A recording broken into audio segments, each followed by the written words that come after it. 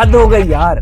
भाई हम क्वेश्चन करते हैं ना कि इंडिया में गूगल जैसी कंपनीज क्यों नहीं बनती। रीजन ये नहीं है कि हमारे पास टैलेंट की कमी है, प्रॉब्लम मैं बताता हूँ और ये सुनने के बाद आप पक्का बोलने वाले हो हद हो गई यार। 24 साल की फाउंडर अनागा इंडिया में बैठे बैठे एक ऐसी टेक्नोलॉजी डेवलप कर रही थी जो फ्यूचर में हार्ड ड्राइव्स को पूरी तरीके से रिप्लेस कर देगा। 5 करोड़ लगा के 3 साल में एक ऐसी टेक्नोलॉजी बना दी जो आपके डेटा को डीएनए में स्टोर कर सकता है। लेकिन फिर इंडिया में बोरिया बिस्तर बांधा, लैब उठाई, टिकट बुक की और सीधा निकल गई यूएस। पर क्यों का जवाब मैं देता हूं, लेकिन उससे पहले ये टेक्नोलॉजी आखिर है क्या। कहीं ऐसा तो नहीं कि कल से लोग बोले कि भाई पेन ड्राइव लाने की जरूरत नहीं है, अपना डीएनए ही लेते आना। नहीं, ऐसा नहीं। कैसा लगा मेरा मजाक?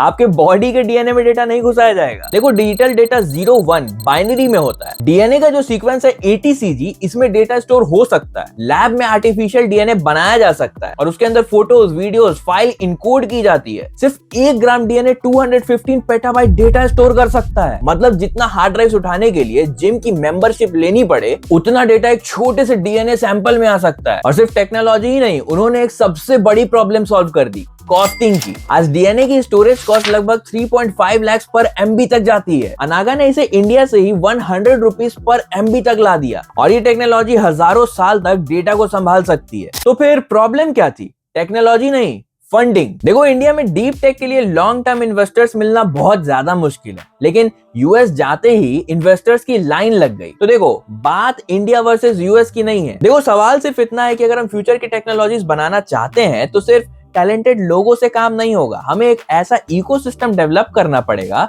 जिसके बाद यहां से ही नेक्स्ट गूगल, एप्पल, माइक्रोसॉफ्ट जैसी कंपनीज निकले।